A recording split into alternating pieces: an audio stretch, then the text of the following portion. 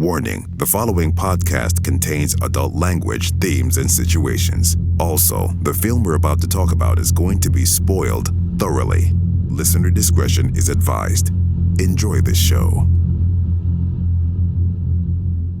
In the late 90s and early 2000s, movie studios were cranking out animated bug movies like crazy for some inexplicable reason. So it makes sense that Tom Hanks decided to cash in on this short-lived craze and produce a theatrical version of a popular kids' book while casting some of the heaviest hitters in Hollywood to star in it. Unfortunately, despite decent reviews, the film ended up bombing at the box office and was largely forgotten almost immediately. Strap on your ant goggles, grab a bowl of honeydew, and join us as we clacktiel our way through the best film that old crappy dial-up computer in the family room can produce. The Ant Bully.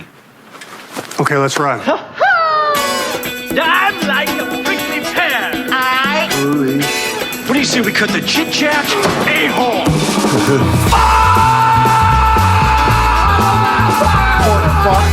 Porker, how'd it get burned? How'd it get burned? How'd it get burned? Hey, have you ever been dragged to the sidewalk and being until you Pissed blood! Welcome to One Cage at a Time, the show where we break down every single Nicolas Cage movie, one film at a time. Here are your hosts, Patrick, Vince, and Nigel.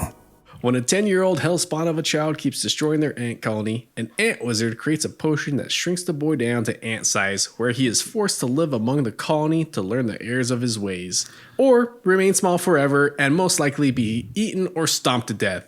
Spoilers, when you meet this kid, you'll want to stomp him to death too.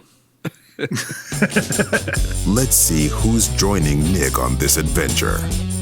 The Ant Bully stars legendary actress and heart of this film, Julia Roberts, the undisputed greatest actress of all time, Meryl Streep, the guy who stole Nick's dream scenario Golden Globe, Paul Giamatti, Oscar, Emmy, and Golden Globe winner Regina King, Ash Williams himself, Bruce Campbell, one of the greatest comedians to ever live, Lily Tomlin, the kid who would eventually play Aang in Avatar: The Last Airbender, Zach Tyler Eisen, Khan! And of course, the wizard I want protecting my anthill, Academy Award-winning actor Nicolas Kim Coppola, better known as Nicolas Cage.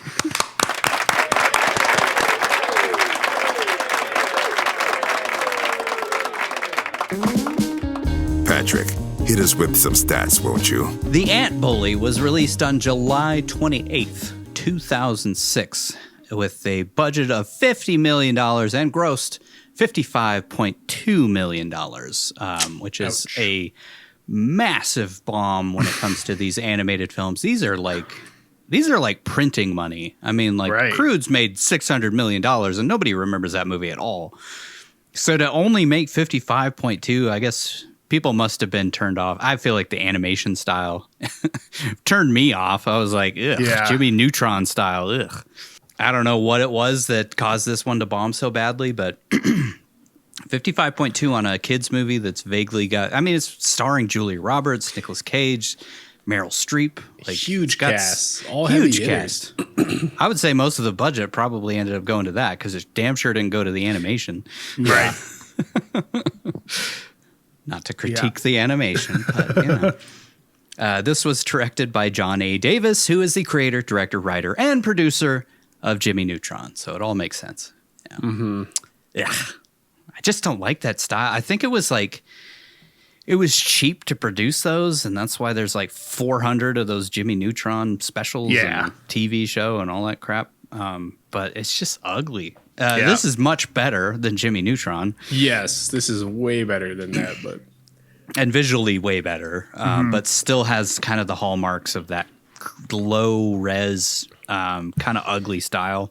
And just empty. The world feels very empty. Yeah, exactly. Yeah. Written by John A. Davis, but it was also a book by John Nichol, which is funny. I'm wondering if it was named after his kid, because the kid's name is Lucas Nichol. So is it autobiographical? Was he the ant bully? Is he the one who just like was burning ants with a magnifying glass out in the yard? A lot of children's book authors write just books for their kids to start with. So that's probably why, maybe he was like, kid, you got to stop killing ants. It's like, I got to teach this kid a lesson somehow. yeah, like, they're living creatures. You're like, a psychopath. Yeah, it starts with the ants. Next thing you know, he's going to be dissecting cats in the basement. Slingshotting birds and Shooting the neighbor's cat with a BB gun from across the street. This was only 32 pages, and it's meant for kids aged 4 to 8. So that'll be the first book that we tackle in our book club. I think we could all make it through that one. Yeah. yeah. The book is way different. There's no wizard. It's Sid, the bully, who actually gets shrunk at the end of the story. Most of the other stuff is kind of there, but not.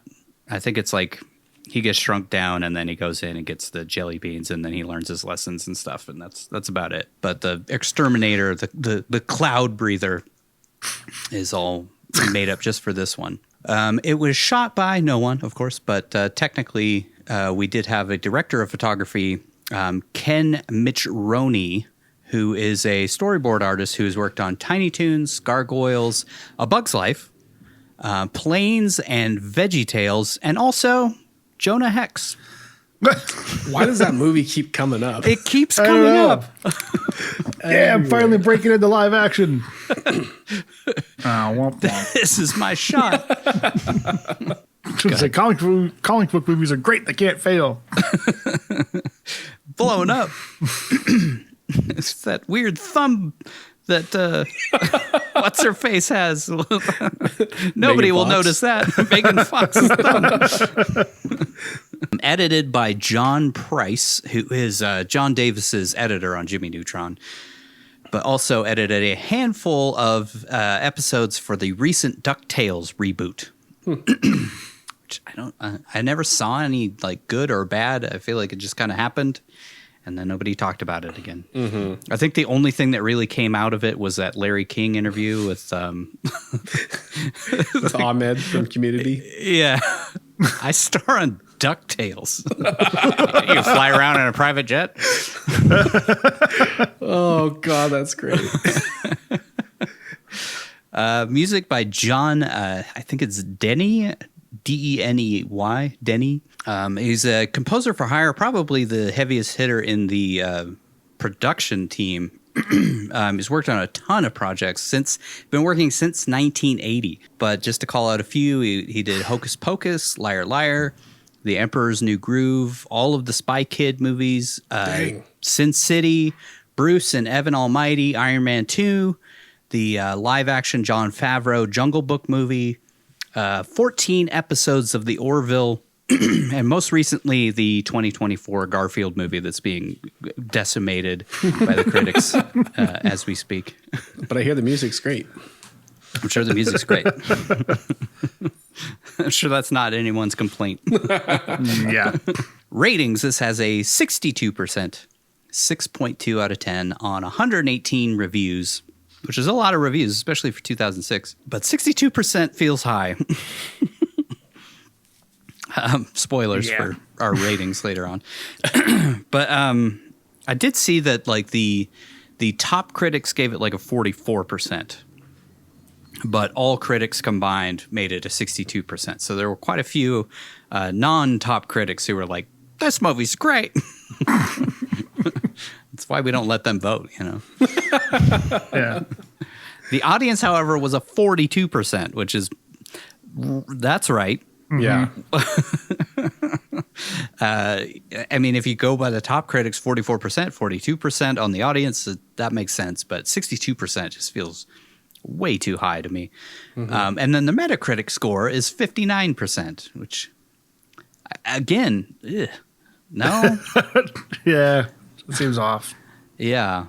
IMDb is a 5.8 out of 10, which is also really high, but maybe there's some nostalgia behind that. Some kids who grew up with this weird Jimmy Neutron chimera of Pixar film. Like, I don't know.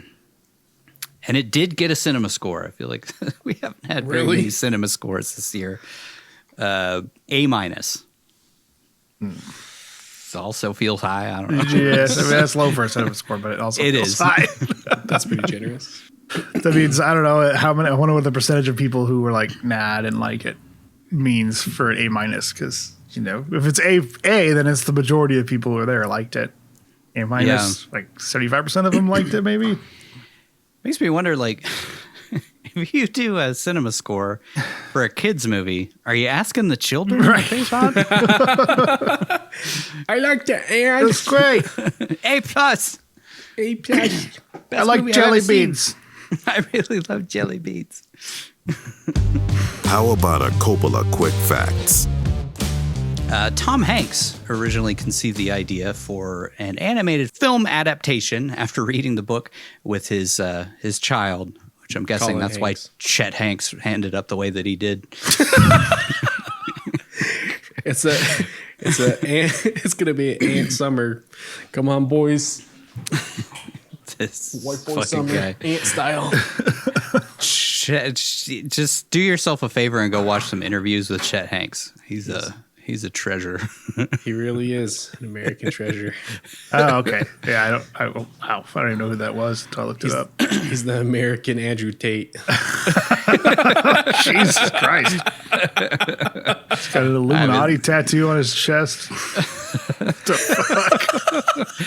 Dude is he's the Willow Smith of the family. I mean, you're not doing your kid any favors naming them Chet. It's like, this kid, he's going to be an actor. I'll name him Colin. This one, and Chet. I'm gonna name him, he's going to end up with a neck tattoo. I'm going to name him Chet. He's a rapper. I feel like Chet is short for like Chester or something like that. Probably. I hope. But I don't know. It's I just, really like Chet from Weird Science. Yeah, you're right. It's Chester. is it Chester? Chester Hanks. Chester Marlon Hanks. Wow. Yeah, he set him up to fail. Yeah. Or become an amazing rapper, No. Nope. No. He's Corey Feldman levels of rap. Only a reference 1% of our crowd will get. Yeah. Who's Corey Feldman? Who's that? Goonies. He then sent a copy to John A. Davis due to Davis's work on the animated film Jimmy Neutron Boy Genius. How do you watch Jimmy Neutron and be like, yeah, that's the guy I want animating my major motion picture that I'm hoping to recoup my money from? I don't know, because it's crazy. I mean, Maybe Chet liked it. Well, I mean, you think like I wonder if he pitched it to Pixar and they're like, no, we did Bugs We Life. already did this movie. Yeah. And then DreamWorks was like, we already did this movie. Yeah. And then, I don't know, He was the like- company that made Food Fight was like, we already did this movie. It's never going to come out, though. Who is it? It's DNA Productions. Well-known studio that was battling with Pixar at the time. DNA Productions. Everybody remember them. Right? Yeah, No? yeah, dude. It was like the HD versus Blu-ray battle. Davis came up with a potential take on the story within a few days, and he said, quote, "To be honest, when I first looked at it, I thought, oh, why does it have to be ants again?" Which is what the whole rest of the world said, too. Yeah, that's what the audience said, which is why no one went and saw it. Yeah. But the more I thought about it, I said, so what? It's got as much to do with The Incredible Shrinking Man as it does the other bug movies that have come out. It's a completely different story. Is it? It's like Honey, I Shrunk the Kids mixed with A Bug's Life. I mean, he's saying it's different than A Bug's Life and Ants, which it's been a while since I've seen those, but I think it's it is fairly different. I mean, it is because they don't shrink humans in either of those films. Yeah. And A Bug's Life and Ants are two separate movies. One's Right. fun, and the completely other one is depressing as A Woody shit. Allen film. Yeah. I actually watched Ants a lot more than A Bug's Life as a kid, so I liked that one more because I saw it more. Like, I saw that one in the theater. I didn't see Bug's Life in theater. Yeah, I saw but- Ants first. Yeah, same. Probably because it was easier to distribute. Yeah. But yeah. Ultimately, like I watched Bug's Life probably 3 or 4 years after the first time seeing Ants, and I was like, oh, now I get it why this one is more popular than Ants, because it's a better movie and it's it's not a serious like take on hierarchy and class systems and all Yeah, that kind of Ants stuff. is like an adult movie. Yeah, it really which is weird. With creepy ant faces. He's got like a little ant who's just very fed up with the world. Kids love Woody Allen and Sylvester Stallone.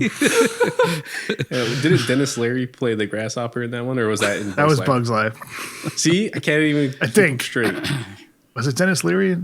I keep Dennis thinking Leary it's went Dennis on to Hopper, but because Dreamsworth. the guy's name is the character's name is Hopper. I think the grasshopper in Bug's Life. So I keep thinking it's Dennis Hopper that played him, Dennis Hopper, which also would have playing been good. That would have been awesome. Hopper. That would have been great. Hanks agreed with John A. Davis that the story could be expanded considerably since the original book is only about 2,000 words. Keith Alcorn, who's also the co-creator of Jimmy Neutron, had a similar initial reaction to the project as Davis. He said, quote, "My first thought was not another Ant movie." So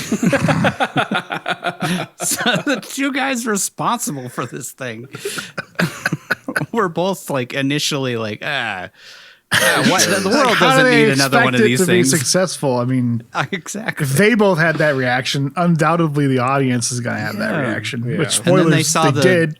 the check that Tom Hanks was holding out Yeah, at that's the good. time. That must have been it. Tom Hanks was like, "No, I'm making this movie." Listen, My Chet kid really likes wants it. this movie. My kid likes it. He's in the special class at the elementary school. I gonna want to make get it him a for him movie, for his damn it. 18th birthday. He's graduating 6th grade. It's gonna be special. Alcorn said, but looking at the actual story, this was really about a little boy and how he learns about the world by having to live beneath the surface. Davis states that he felt like something of a hypocrite, though, when he was working on the script and carpenter ants infested his house and he called an exterminator. I don't know. After watching this movie, I really want to just kill every bug in my yard. Just Hey, they have a whole world out there that they can live in. just Yeah. go. Don't come into the house. It's bullshit. Live in my house. Fuck off. Yeah. Rent free. DNA Productions was the company that produced this thing, and unfortunately, due to the horrible performance of this crap film, they ended up having to close their doors. This was their only collaboration with Warner Brothers, so really took a big swing and missed on this one. Poor box office and other things that were happening behind the scenes apparently contributed to them closing down. Though this was the first Warner Brothers animated movie to be released in IMAX. Oof. IMAX 3D. Why? This God. movie. Why? Oh yeah, This you remember that visual 3D phase? spectacle. Yeah. Yeah. Yeah, when like every freaking movie was coming out in 3D for some reason. It was like a repeat of the 80s, but with better glasses. Yeah. This, sadly, is the final theatrical movie of Ricardo Montalban's career. I pointed out in the breakdown, but like it just makes no sense that there would be one Mexican guy, one Mexican ant out of all. He's of a them. transplant. But he has such a like commanding, strong, booming voice. I'm glad that he at least got to go out on something where he was able to showcase that a little bit, but it is kind of sad that he went out on this. Yeah, I mean, he doesn't really sound like an old, infirm man, so No. I don't know how he's- old he was when he did that. But I think he was like 70 something at the time. This was the first theatrically released animated film of Nicolas Cage's career. He did do Christmas Carol, but of course that wasn't released in theaters. Yeah. Shit. One of the worst movies we've ever done. I will say this movie's better than that. Oh, 100%. By leaps and bounds. I think of kids course- would actually enjoy this movie, so that's a plus. Yeah, true. It's not a joyless slog of a film. There's at least a few moments that might make you like, exhale through your nose. Yeah. My kid Maybe liked not it. laugh, but It's more than I could say about the Crudes. yeah. It's kind of weird that you would like this one over the Crudes. I don't know. The Crudes was very like slapsticky. Yeah. This one Yeah. actually kind of had like a story and wasn't just I think it's just the people in the characters nuts. too. You know, bugs are more relatable to kids maybe than cavemen. I don't know. It's true. I also feel like there's a lot more like serious undertones of the Croods. Yeah. This one is kind of just a kid learning his lesson, and Right. Yeah. pretty basic, simple story. Cage would, of course, go on to voice Speckles in in G-Force, Dr. Tenma in Astro Boy. This is all the films that we're about to do. Grug, of course, in the Croods movies. Superman in Teen Titans Go to the Movies. And then, of course, Spider-Man Noir in Spider-Man Into the Spider-Verse. He's done a lot of animated films, which we're getting them all out of the way at once because it'd be really nice to never have to think about these movies again. Just move on to actual films. Great, amazing films like Arsenal and stuff like that, you know? Doggy Dog and Doggy Dog. And Can't wait to see what other films were in the mid 2010s. The teens. We have to space them out. we can't just do all those at one once. or two per season. Yeah. Yeah. The role of Momo, not Mama, Momo. Mamo. Yeah, Mamo. Lucas's grandmother was originally supposed to be voiced by Shirley MacLaine, Cage's co-star in Guarding Tess. But during production, the role was recast with Lily Tomlin. I'm not really sure. Maybe she got ill or maybe she just didn't like it. I don't know. And some of Momo's shots had to be reanimated once Momo, her dialogue was re-recorded. Similarly, some of the shots with Fugax had to be reanimated when Alan Cumming was replaced by Bruce Campbell. I guess in both of the Shirley MacLaine and Alan Cumming may not have been quite as goofy as they were hoping. Yeah. It's like if they recorded lines for it, then yeah, they probably recast for production Seems like reasons. this happens a lot with like animated films. A big member of the cast just gets replaced because they're like, this isn't vibing with the animation at all. Mm-hmm. Yeah. Alan Cumming, of course, you'll all know from X-Men 2 as Nightcrawler, or from the The Traitors show that Peacock advertises every 5 seconds on their ad. And Goldeneye. I hate that guy so much. All things considered, though, he's had a great career for a guy named after Jizz. Yeah. Hey, he was a great Nightcrawler. He was. He didn't talk much. That's why. Yeah. Yeah. Let's break this bitch down. Act 1. Let's set some stuff up. Our story begins with an ant, as you'd expect, gathering food before making his way with several other ants to their colony in a yard. We meet Nick's character, Zoc, who is some sort of ant wizard or something, who carries a magic staff and is always accompanied by a tiny little lightning bug or grub thing. Another kids' toy marketing thing they were probably hoping for. He It finds was some apparently sort of voiced by Peter Cullen, I think. They Who's paid the guy that that- dude to go. Who's the guy that played Megatron? Wow. Okay. Megatron. That's I range. think it was Peter Cullen. I saw him in the credits and I was like, wait a minute, what? No, it wasn't Peter Cullen. That's Optimus Prime. Voice of Megatron. Sorry, this is a sidetrack, but we didn't mention him. Frank Welker. Frank Welker. It didn't have any lines, just He also, noises. I know. They do that a lot. Voice actors, like famous voice actors, get cast to play animals, like just because they can make animal noises.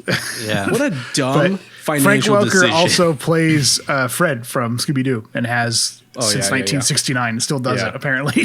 So he's got that voice you would recognize. And I saw him in the credits. I was like, what the fuck? Who did Frank Welker? He played like the lightning bug thing. He played the frog, and I think he had like one. He was playing like one of the bugs in one of the scenes. I guess it makes sense. Like cast somebody who's really good at making all sorts of crazy noises, and then you can just use them You for just a use lot the of noises, different things. yeah. True. Yeah. Yeah, and they probably all just work for scale. You just get them in a recording booth for a day, record a bunch of shit, and True. you're done. I was confused at this. Like, what is this thing? Is it a lightning bug? I thought it was supposed to be an aphid because I know that some ants raise aphids and drink their nectar, but it has a lightning bug belly, so maybe it's just some both. There's a lot of light up bugs in this, and this is based in Las Vegas. There aren't any light up bugs of any kind in Las Vegas. Or really anywhere anymore. They're all dying out. I feel like lightning bugs are the only things that are still out there, and they're mostly in the South. Yeah. And their populations are dwindling. Yeah. Really badly. Yep. Sadly. Let's keep that energy up there. Oh, God, that's more depressing than this movie somehow. Yeah. Yeah. Well, he finds some sort of red fire crystals in the ceiling somewhere in the colony, which he needs for a potion, I guess. I wonder, is this supposed to be like actual from a fire that happened there? It's such a bizarre opening Yeah. to a movie about ants. Like, what? There's magic? Yeah. It's a magic ant with a wizard staff. That's how the movie starts. And then later on, we find they have like religion and their own like creation myths and all kinds of stuff. Well, wacky hijinks ensue as he blasts the crystals with his magic wand, and some worker ants yell at him for making noise while rocks fall on their head. And Zoc screams at them about completing his life's work for the salvation of the colony. Outside, we meet our titular ant bully, who is being bullied himself by some Nelson from The Simpsons prototype, who says, "What are you going to do about it? Because I'm big, you're small." While all his sycophants repeat everything he says. The bullies leave. That same line was used on me in prison then.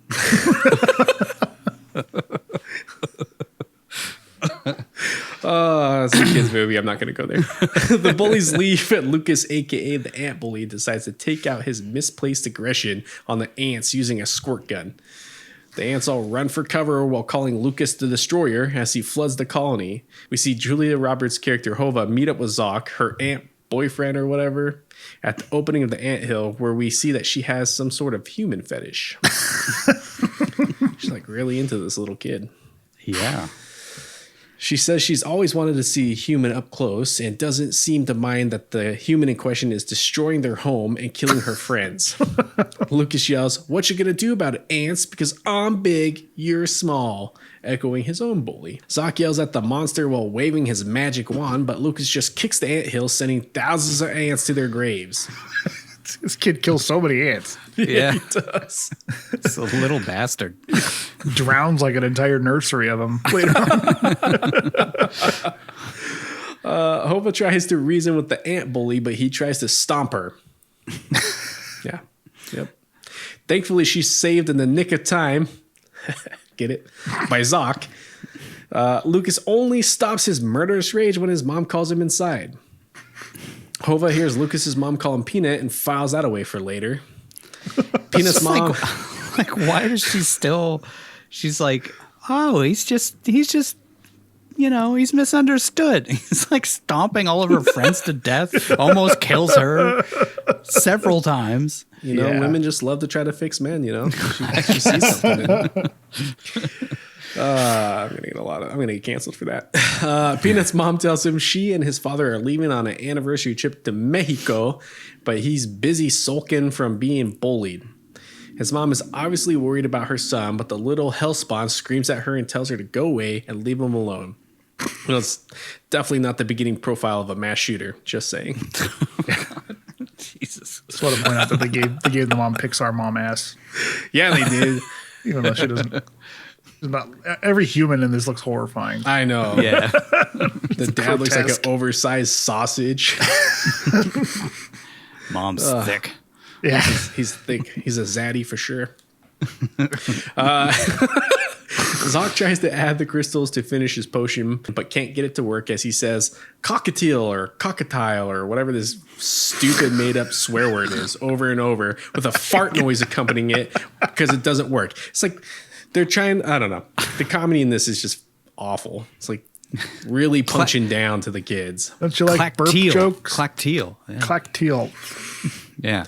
Cockatoo. I like Krasnox. cockatoo. Cockatiel. The one thing that bugs me about kid movies, and this is one of my major complaints about the cruise, is they like create language for no reason at all. Like you don't need to try to create and they come up with terrible names. It's a fictional movie. You don't have to have these dumb names like Zoc and Grug and What else are you going to name the ants? Yeah. They got their own ant language. Yeah, Dave. Yeah, but they don't at the same time. What are the ants named in ants? I can't remember. Doug. But they have Woody? real names. I can't remember. They got made up names like Woody and Sylvester. Yeah. And Hopper. Anyways, Hova is just a nonstop beam of passive aggressive positivity, encouraging him, but also kind of being condescending the whole time to Zoc, because he wants to keep their colony safe. Stupid man. And their eccentricities, right, ladies? Nigel, our white knight over here. Zoc says the potion is supposed to change color. Why isn't it changing color? It's not changing color. Fucking. That was a jarring moment. It's very cagey in that moment. Hova tells him to take a break, but he of course says he can't since he's trying to make sure that they don't all die, but she doesn't seem to see any urgency whatsoever. So naturally, she pulls out a feather and starts sexually tickling him. There's no reason to panic. There's no reason to panic. Hold on.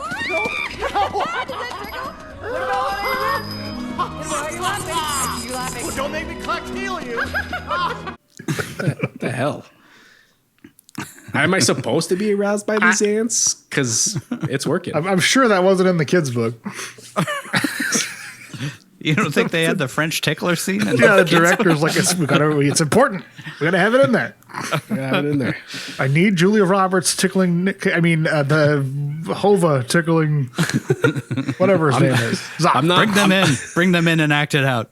I'm not saying Nickelodeon was, known for being perverts, but It's like, wait, is this Nick? Oh, it's a Dan Schneider joke. Yeah, gotcha. There's also like a cum shot joke later on in the film. Yeah. Which took me right to Dan Schneider. He probably came in and advised that scene. He's like, okay, you know what's funny? You know what kids love? Cum shots. Oh my God. Ariana Grande. All right. Let's move on. Allegedly. We need Julia Roberts to check out the kid's penis. Hova to comment on the kid's penis. God. Allegedly. Cut all that. I don't want to get sued by No, it's in the movie. Or Dan Schneider. Yeah, that happened. Suddenly, a third wheel ant walks in on them and scolds Zoc for having fun rather than trying to solve their problem with the destroyer. The head of the council is played by Khan himself, Ricardo Montalban, who says he needs Zoc to help stop the destroyer, but Hova says they need to find a way to communicate with the nightmare child, stomping them all to death rather than try to fight him. Like Patrick said earlier, I'm not really sure why the head of the council is the only Mexican ant, but whatever, I'll take it. Especially with that. Do you think that they these people auditioned, or that Tom Hanks just went to him and was like, "Hey, could you come voice an ant do a day in the recording booth and voice an ant?" I just can't imagine Montalban auditioning for anything at that point. Right. They're just Or he's got Meryl a great voice. Just bring Montalban in. Meryl Streep shows up to audition for a ant movie. Yeah. These feel like personal favors to Tom Hanks. Yeah. It definitely feels like he called on some friends. I'm not positive, but I feel like this is the only time that Nick and Julia Roberts have worked together in anything, which is kind of crazy because they both have pretty extensive careers. Yeah. Yeah, I can't. And they kind of came up around the same time. Yeah. Yeah. Yeah, that's a good point. Lucas's I might be totally wrong on that. I don't know, but I don't know. I can't think of anything else. We will find out. Him, but we'll find out eventually. definitely. In 10 years, we'll know. And there's still time. He's not slowing down. That's true. That is true. Even though he said he's only got 4 more movies in him, and he's got 10 in the works. He's got 4 coming out this month. Right. I know. Okay. Yeah, I'm slowing down. I'm gonna take a break. I'm gonna take a break and focus on my Got another kid coming. Lucas's parents leave his crazy grandma and apathetic sister in charge while Lucas continues to sulk and refuses to say goodbye to his mom. Lucas returns Mamo's teeth after they fall out of her mouth, and we see that she is absolutely insane. She's using a load of fans to ward off aliens since they hate airflow. Has power strips all over the room to beep if aliens come in. Has Alex Jones blasting in the background. And probably has a horde of used diapers piled up in a corner somewhere. That's why all those frogs in the yard were gay. Turn the freaking frog skirt. I feel like the turning on air fans to ward off aliens had to be a Signs joke. It had to be a joke about Signs. It's so stupid that aliens would be driven away by air, but is it any stupider than being driven away by water? True. Yeah, attacking a planet that consists 70% of water, and then has water fall from above. It's in the air. Yeah, that's the planet you want to attack. Fucking M. Night and I'll do it Shyamalan, naked. You hack. You made one good movie. She tells Lucas to tell his friends how to ward off the aliens, but he says he doesn't have any friends. So she warns him not to let the bedbugs creep into his ears and lay eggs in his brain. What a charming lady. Is she wrong? I mean, no, she's not wrong. That's just solid advice. Later, we see Lucas watering the lawn before being interrupted by his bullying friends who toss firecrackers at him. Peanut falls into the anthill, and we see some of the firecrackers fizzle out and not explode. Lucas is disgusted by ants on his hand, so he gets back to what he does best and starts drowning the ants with a hose. I bet he can't dance because he's got ants in his pants. Zoc figures out the crystals have imperfections, so he coats them in resin, which works like a charm, and he's finally able to finish his potion. He celebrates, but is interrupted by gallons of water pouring into the anthill, most likely killing thousands of ants. This kid sucks, man. Yeah. I was like, this is our protagonist? What the fuck? Yeah, exactly. I'm supposed to root for this kid? Well, that fun is I'm interrupted. rooting for Zoc the whole movie. He's the one that I'm like, I identify with him. Yeah. Until he has a change of heart later on. Right. Spoilers. Not forced. I still would have killed that kid. Well, that fun is interrupted by Paul Giamatti's character telling Lucas, I was about your age when I flooded my first colony. Fucking psychopath. He gives Lucas a card for his extermination company. Beals of Bugs. Get it? And we learn that this film is located in Las Vegas, which explains why Lucas has a crippling gambling addiction. Stan the Exterminator says Lucas's dad hired him to kill all the bugs in the yard, but forgot to sign the contract. So this 10-year-old has to do it instead. Classic Vegas. Stan is over the top evil from the jump and is surrounded by flies and makes fun of Lucas for not being able to think for himself when Lucas says he doesn't know if he should sign the contract. Lucas eventually relents and signs the ants and soon to be his death warrant. Spoilers. After Stan wipes his ass with the contract for a bit. We cut back to the decimated ant colony where Zoc and Hova find the head of council in the rubble who is pissed that they keep getting attacked for no reason. You know, he's like, I thought this was SETI Alpha 5, but it was SETI Alpha 6. Oh, shit. Yeah. Deep cuts there. Yeah, they also have the thing going in the ear. Yeah, that's true. Yeah. Bugs going in the ear. Oh God! You know, let's just take a moment to reflect upon this scene. You know, I think there's a lot of similarities to modern day conflict. I'm sure these ants in that colony are protesting at their ant colleges. That's all I'm going to say about that. God. Jesus. Anyways, gotten dark in this episode.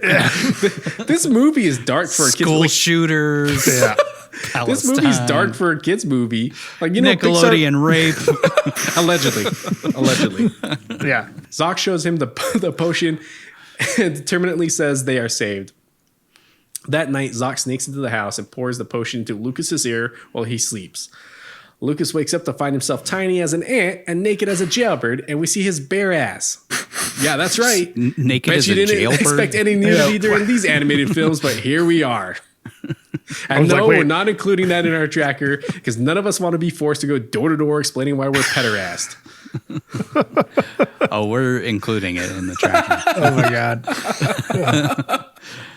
I haven't been including animated nudity. Well, there hasn't been any.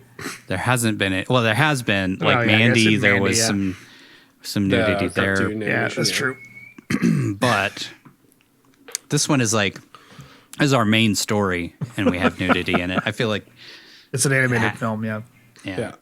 Lucas falls off the bed into a bag of chips, and Zoc uses a pair of glasses to make himself look huge. He tells Lucas to come with him, and some other ants escort Lucas, the destroyer, back to the ant colony. Mamo farts herself awake and sees tiny Lucas being taken away by the ants, but instead of helping, she just screams, and we cut away. The ants push Lucas into the colony, causing him to fall hundreds of feet, but he's saved when several ants use grub turds or secretions to swing him around like Spider-Man, I guess. And eventually he is escorted to a stage where he meets the queen. Also, he somehow gets some pants during all of this. like some more secretions or something. Yeah, I think that's what it was supposed to be. I don't know. I think he's sticky and he rolls through leaves or carapace or something. I can't remember. Yeah. Ant hair. The head of the council tells Peanut the Destroyer he's been charged with smashing, flooding, and pissing on the colony. Yeah, I'm not kidding about that last part. Did willfully and with malice aforethought crush the food storage chambers, flood all of the lower hatching chambers, and douse the colony with the dreaded yellow rain. And the queen, played by Meryl Streep, tells Lucas he must live and work in the colony until he learns the errors of his ways. Zoc is disgusted by the idea, but relents to the queen's wishes. Lucas, So Zoc's whole plan was to kill the kid, I think. Yeah. Just bring him here, we'll all eat him. I think the head of the colony was begging her to be like, he should be sentenced to be buried alive. Buried alive. In the colony. She didn't do that either, though. No. And then the little grub is like, the plane. Oh, that's it. I wanted to work that joke in here, but I was like, nah, fuck it. Literally nobody other than us will understand that joke. We're the fucking old men. This is the old man podcast. Yeah. Lucas complains that there was no way he could have known they had feelings since they're just stupid ants. And Hova volunteers to teach the human the way of the ants. Act 2, The Conflict. The next morning, Lucas hides from Hova and tries to escape, but Hova stops him and takes a peek at his junk. Again, we're not kidding. That really happened. Are you male or female? And how do you tell the difference? I mean, is that how? She promises not to eat Lucas by crossing her heart, which is in her butt, and she takes him to the surface to look for food and start his training. Comes back, the butt cross, because their hearts are in their butts. Because it's the ant. We're introduced to Regina King and Bruce Campbell's characters, Creela and Fugax, where we see Fugax, the scout ant, has a thing for her, but she's not into him at all. He really wants to Fugax her. Creela teaches Lucas and some other ants how to work together to get some food, but Lucas insists on doing everything by himself. But the ants slowly show him the power of teamwork. This is what happens at every company outing, you know? Every corporate team building event. I want to say I love that they gave Fugax a giant chin. Yeah. Yeah. Well, I gotta wonder, like, did they reanimate it for Bruce Campbell? Because it was Alan Cumming at one point. Yeah, I bet they did. Yeah, because they would have had to have, because the lip syncing and the voice acting doesn't match up, so they had to have done it anyway. So they probably redid the character. I mean, it definitely seems like Bruce Campbell brought a lot to this character. Yeah, I don't think it was like this on the page. It was working out with Alan Cumming. Yeah, Bruce Campbell's always like, he's never been bad in anything I've ever seen him in. No, he's the best D-list actor, or whatever you want to call him. C-list. Yeah. It's sad to me that, like, Bubba Hotep always gets kind of forgotten in his repertoire, and like, that movie is fucking brilliant, man. If you haven't seen Bubba Hotep, go watch Bubba Hotep. But Bruce Campbell never phones it in. No. You especially should go watch it, Nigel, because if you love Bruce Campbell, it's such a fucking it's powerhouse performance. Lucas gets slingshotted by the other ants on his team to a purple jelly bean, and they're all happy for him and encouraging him, which is something that he's never experienced, aside from his mom, I guess. I don't know. But he doesn't take it from his mom, I guess, because she's just his mom. Stupid mom. Stupid mom. They take the sweet rock, which is code for crack cocaine, over a wall. They find like a little, it's Las Vegas. I mean, come on. It's a jelly bean, dude. They just find a little crack cocaine laying on the sidewalk. Oh, shit. I could see it. Take the sweet rock over the wall, but when Lucas can't climb straight up, free solo up a fucking wall, he gives up and bails on his teammates, allowing the other team to win, and they're all like disappointed. I'm like, how was he supposed to climb the wall? Yeah, he's not an ant. He doesn't have those little things on his feet, the grippers. There's a lot of that in this movie where it's just like, how was he supposed to do things that ants can do? Yeah. And how is he able to do the things that ants can do later on? Mm-hmm. That's the biggest question. The only thing that makes sense is that the potion made him part ant. Right. That's what I figured is we're supposed to imply. Yeah.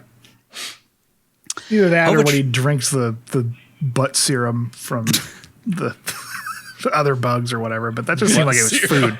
That didn't seem like magical powers. So yeah. It's just, bug goo. It's what we're all going to be eating in 50 years. That's funny. You think I'm going to be alive in 50 years. Yeah. Hova tries to tell Lucas that being an ant means working together and not always thinking of yourself. But Lucas is a little scumbag, so he just does whatever he wants. I hate this kid so much. He's not a likable character, even towards the end. Yeah. I did not root for this kid. Yeah. Yeah.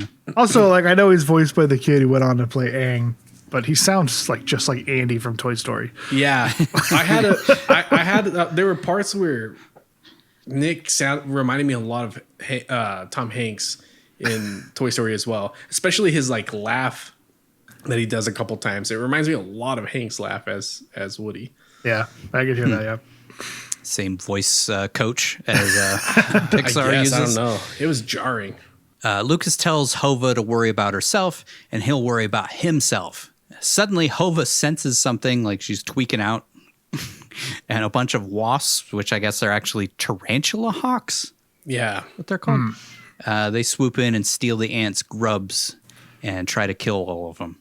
I think they were just trying to get the grubs to eat. Yeah. That or they were trying to stop the Autobots. They look just like the fucking Beast Wars Decepticon God robot. Damn it.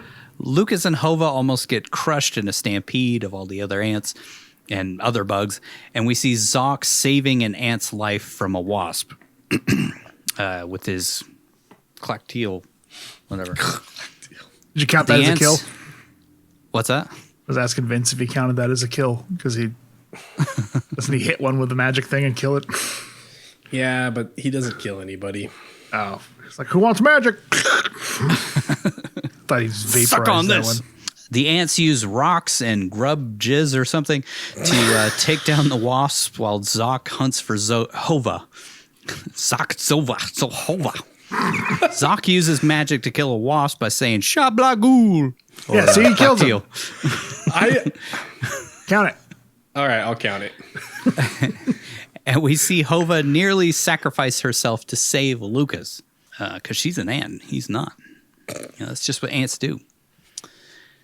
They use a lot of random made-up words like clacktiel and krasnox, because they're ants and have ant names, and they have their own language, even though they don't speak anything except for English the entire freaking movie. Yeah. Anyway, Zoc tells Lucas to help save Hova from the wasp, but he runs away like the little bitch that he is. Sorry, it's a kid's movie. I meant the little krasnok that he is.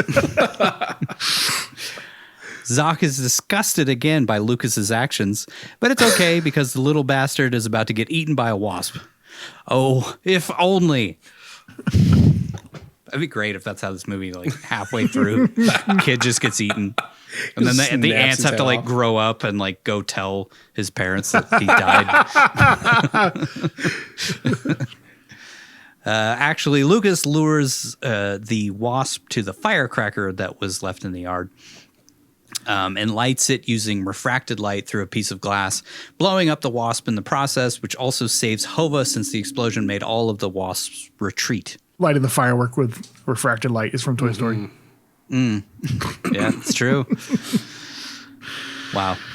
Yeah, they just stole half the movie. It's okay. Tom Hanks worked on it. Yeah, it's like, I was in that. We can take it. It's fine.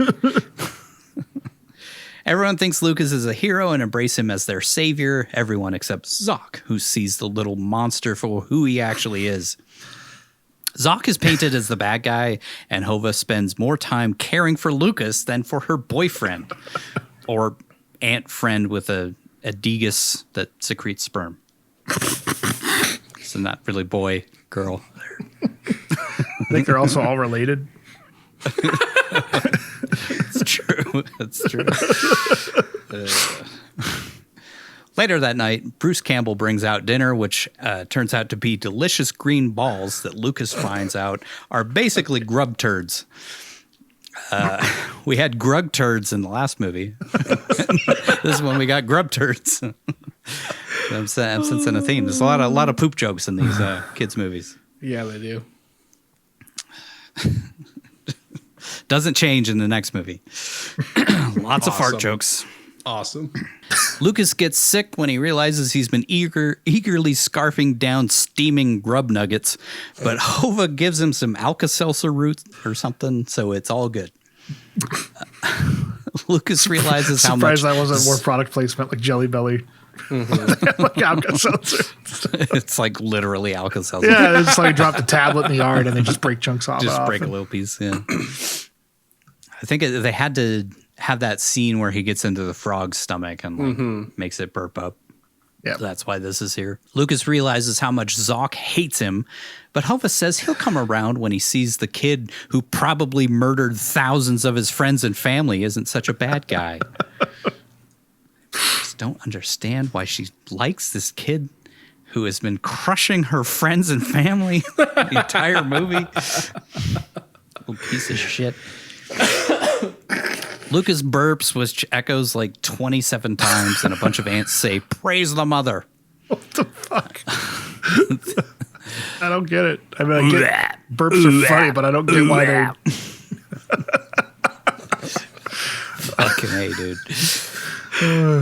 I don't get why they praise the mother for it. Is that what they say instead of like, excuse you or something? Jesus. No, they say, praise the mother. Yeah, maybe that's what it was. Cheese sauce. Cheese sauce. The mother apparently gave birth to all ant colonies eons ago.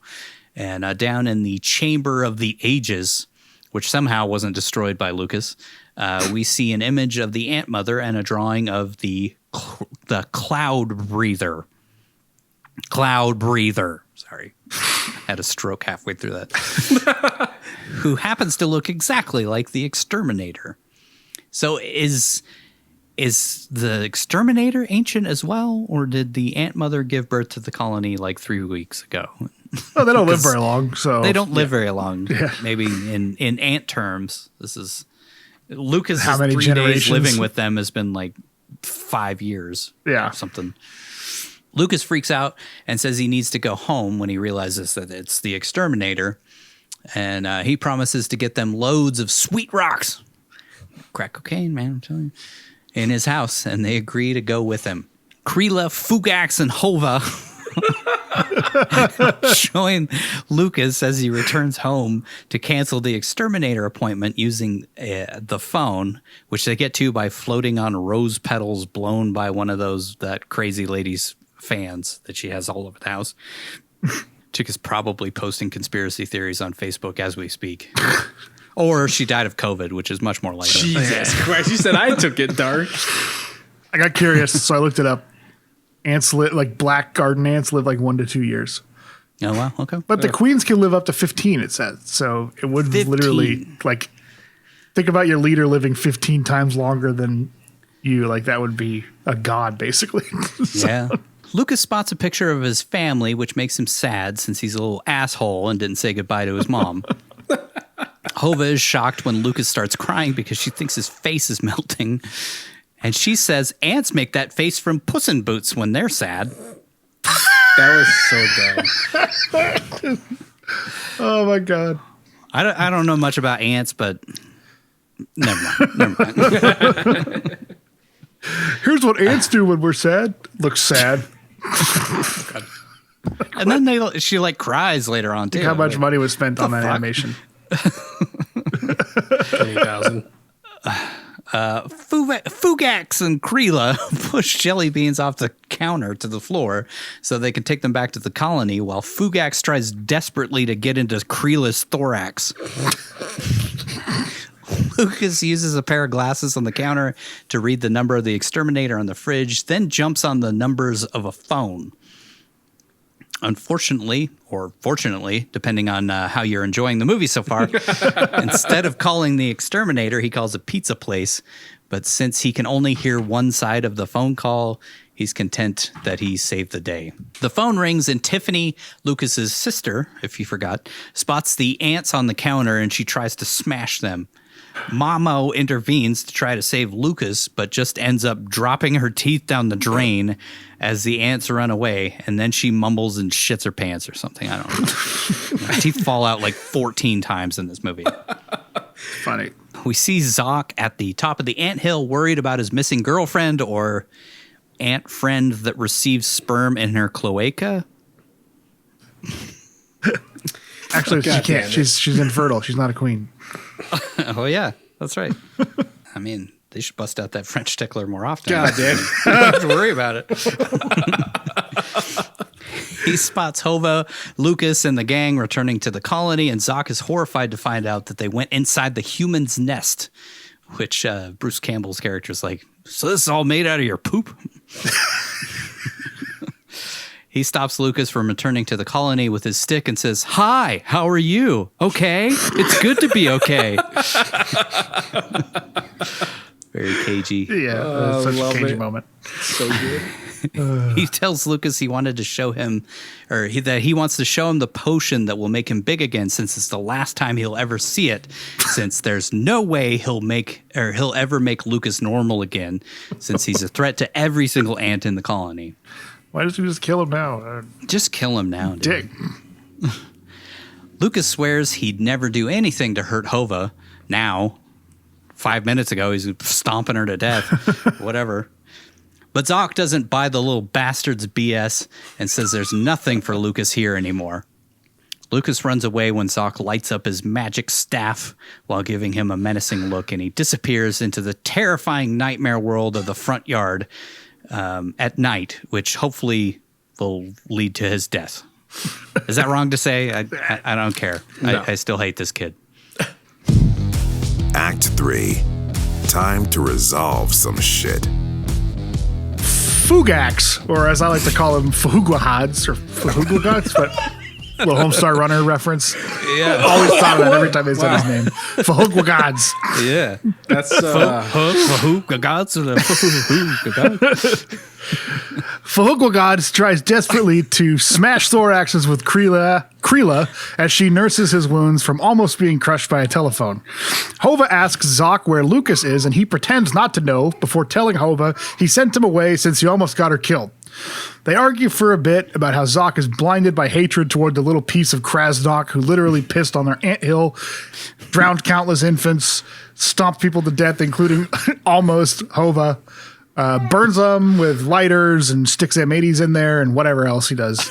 He's been doing for years to the ants at this point. Who knows? Why didn't they have a painting of him on the wall? Yeah, why is this the smoke breather there? Or the what is he, the fog breather? The cloud breather. The cloud breather. Why is the cloud breather there evil when this kid is like literally the devil? Yeah. Anyway, well, She eventually says that he's no longer the ant that she loves. I guess we got a lovers quarrel in this kid's movie now for some reason. I'm tired of getting He'll do anything for her, but he won't do anything for this little evil piece of shit. But his love for her overcomes his hatred for this kid. But like his whole life, I don't want to analyze this stupid kids movie, but it's like his whole thing has been trying to protect the colony. So how is that any different now that he's trying to get rid of this kid who's like the literal destroyer of their colony? It's ridiculous. That's exactly how I felt when I was writing down questions. I was like, why am I analyzing this? It's fucking... Yeah. It's a movie where a kid gets shrunk down to ant size.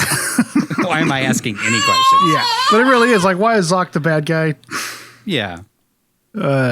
Anyway, turn it up. Just because we as humans want to sympathize with the human kid, but from the ant's perspective, he's literally their apocalypse. Yeah.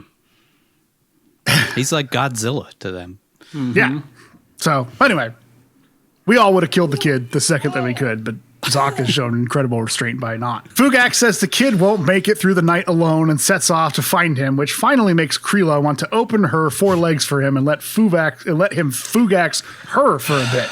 God damn it. The lightning bug thing makes Zoc feel guilty by giving him Puss in Boots eyes, and he relents. Just steal stuff from way more successful animated movies. That's the description now for those eyes. Those eyes. That's how ants show that they're sad, but that's also how aphid, lightning aphids. Lucas cries by a puddle about never getting home before he and a beetle, voiced by Rob Paulson, who's another legendary voice actor who gets like 5 lines in this movie, get eaten by a frog. You probably know him as Pinky from Pinky and the Brain and one of the Animaniacs and a bunch of other shit. He gets eaten by a frog as Hova, Fugax, and Krila try to save him. Hova is devastated, and Zoc watches it all go down. In the frog's stomach, which is really horrifying, we see a fly, a super depressed glowworm, and that beetle we just saw chatting about being digested slowly into toadstools, which is a solid joke, just like the toadstool. Would it be a solid stool, you think, or probably liquid? Yeah, probably liquid. That's the best joke in the movie, though. It is funny, like, once you recognize, like, one voice actor, you find out that they've done, like, 8,000 things that you've watched in your life, you know? It's crazy. Yeah, like, my favorite one's Jim Cummings, because we met him at a Comic-Con, and now it's like, he's in fucking everything. He's one of those ones, like, if you don't know who he is, you'll know it as soon as you hear his voice, but he's Winnie the Pooh. Bother. Yeah. 1,000 other things. I've been playing the old Baldur's Gate games. He plays one of the characters in that. He's in everything. Yeah. And he has such a distinct voice, you can always tell it's him, but he somehow can do a bunch of different voices and stuff. And I think like Rob Paulson's like that, and Frank Welker, and all those other ones. Billy West, yeah. Yeah, there's certain voice actors where you can't tell sometimes that they're playing different characters, but there's certain ones that you can, but they're still all different characters. I don't know. It's very... They're very talented people who are working in voice acting. And then you get people like Nick Cage stealing the headline, stealing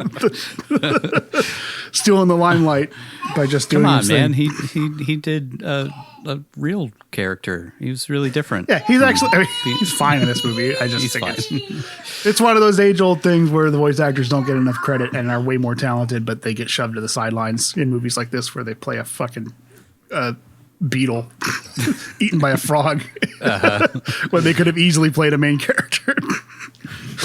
Or they play the fucking frog that doesn't have any lines. He's like, he has a line. He goes, I was Megatron, damn it. And I'm gonna make a sound of a fucking lightning bug. Okay, Grandpa. You get it. I've been Fred for 70 years. I can still do the voice. I was watching the riff tracks of Rad yesterday, and like when Talia Shire shows up, they just are like, I was in The Godfather. Zoc stops the frog in order to make it eat him. Eat me! Eat me! That's all I can think of. Stealing from Men in Black. And Lucas sees him splash into the frog's stomach, and he asks how he got there, to which Zoc says, well, I sure didn't come in through the rear entrance. There's a lot of adult jokes in this specific scene. Maybe to try and lighten the mood of being digested alive, which is really horrifying if you stop and think about it.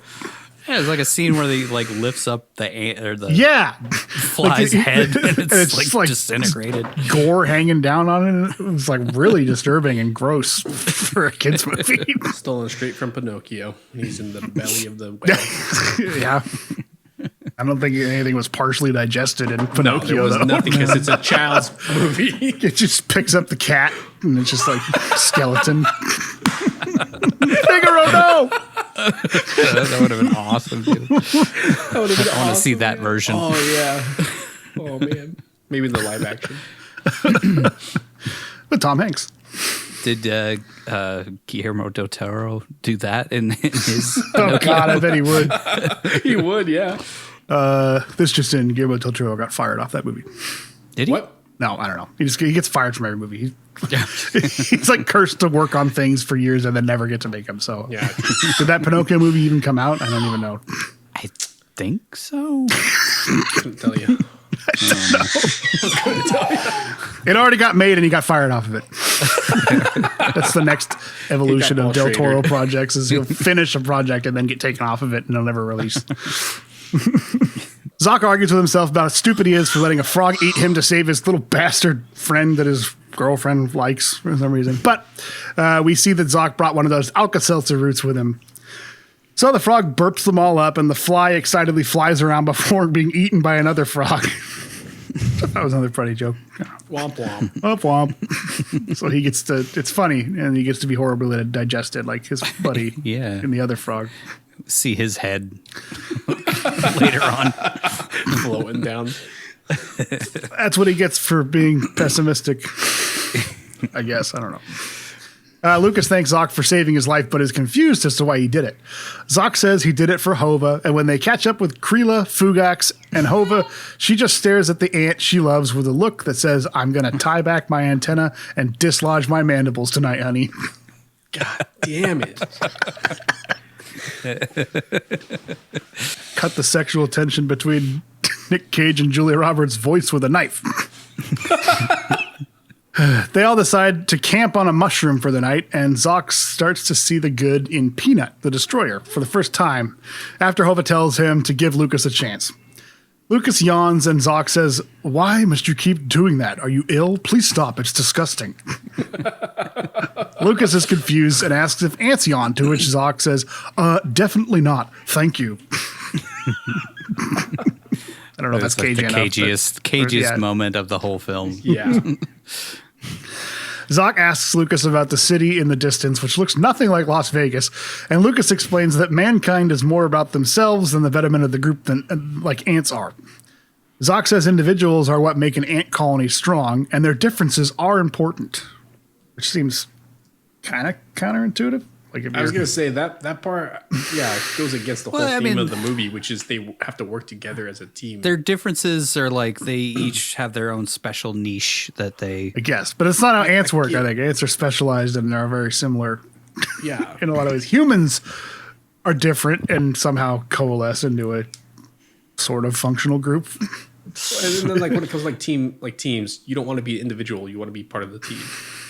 You want to bring your unique talents and skills to that team, but you don't want to be considered an individual. So I was like, what point are they trying to make in this fucking film? I got a little confused. It's communist propaganda. This is a dumb kids movie. Why am I even thinking communist propaganda? Yeah, I just try to teach a moral to kids. It's okay to be different, but everybody else will work together. Okay, there. That was weird when he's like, yeah, Stalin was the greatest leader you guys ever had. I found this little book by this guy named Mao. You should read it. I learned all these spells from it. I like Stalin. Thank you. Lucas says he's different, so he gets beat up all the time since some people just want to clobber what they don't understand. To which Zoc says, but you prefer to clobber ants? Lucas says he just didn't think about what he was doing by pissing on their colony. And Zoc says, I suppose I too can act without thinking. Perhaps in this way we are alike. And then he yawns just to try it out. Maybe his physiology is changing. He's becoming more human, like Lucas is becoming ant-like somehow. Yeah, they're It's getting weird. a human disease. Also, Cage's delivery was really cagey in this entire scene. It was just really weird. Yeah, the whole performance in this scene was very Cage-like. Yeah. I'm trying to be serious with the kid, okay? This is what Zoc would do. That's how he would talk. Just say the lines, for the love of God. It's just a kid. Just fucking do it, goddammit. Paid you $3 million for How this. many takes they had to do? This is just the emotional core of the movie, Nick. Just say the lines. Just trying to identify with this ant. I want a Nicolas Cage reads in the style of McConaughey.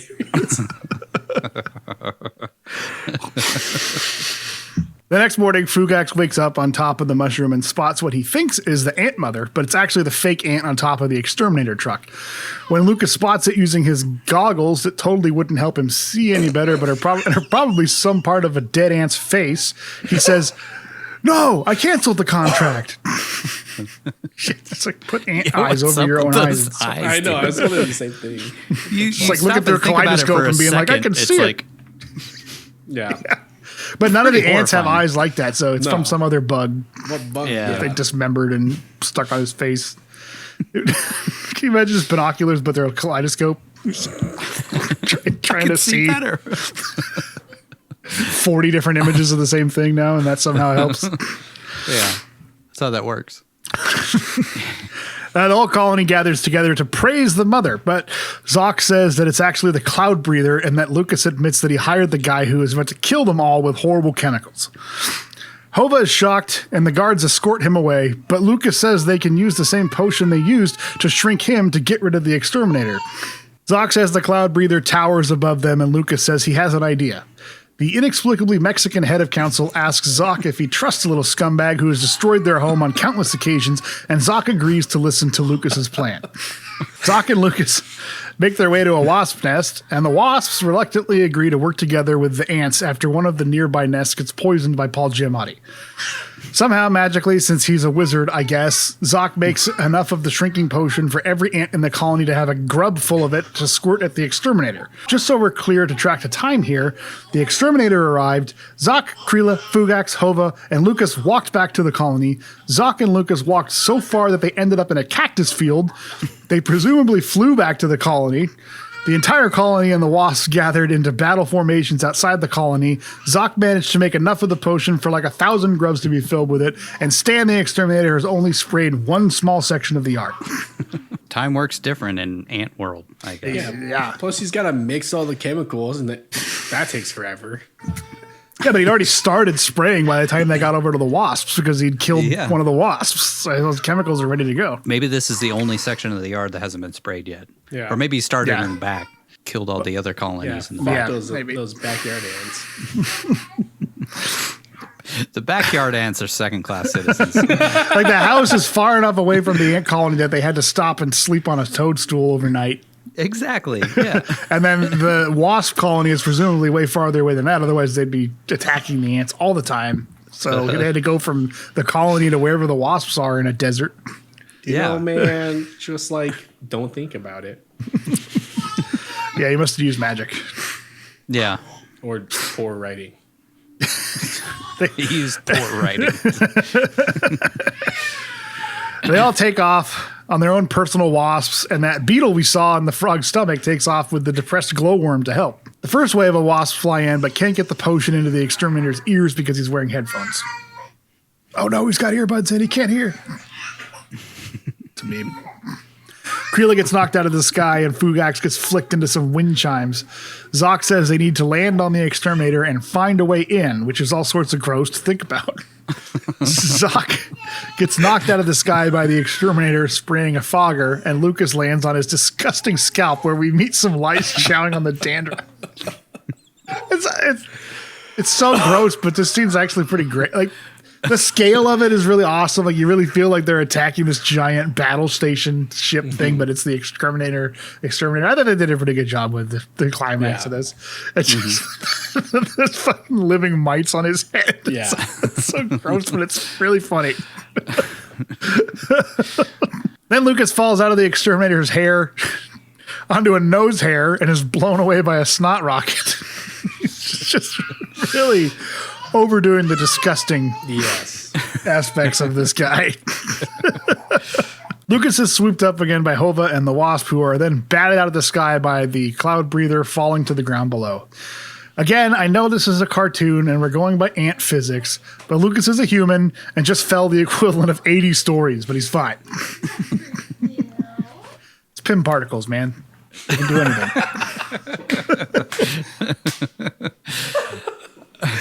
I'm guessing because he's not very heavy at this point, and he still would have been okay. I mean, he's got ant powers, so maybe he's developed the super. He just grows an exoskeleton.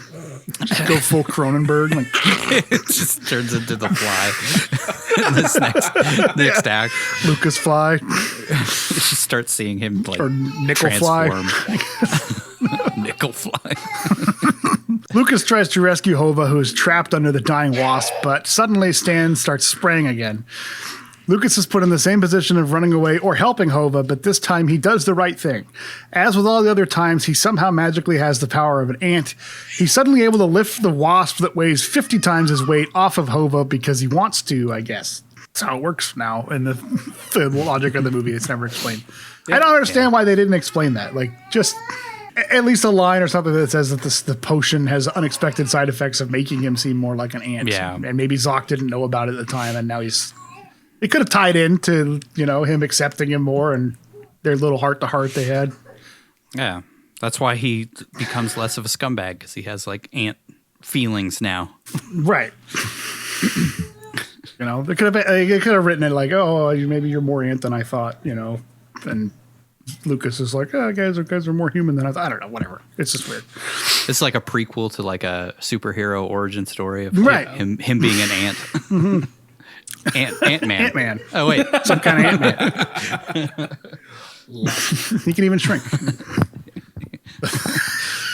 Yeah, I'm telling you, that's what the red things are. They're Pym particles. Those crystals? Yeah. Zoc just accidentally found some in the yard, and anyway, whatever. That makes more sense. Way too into the weeds on this. Yeah.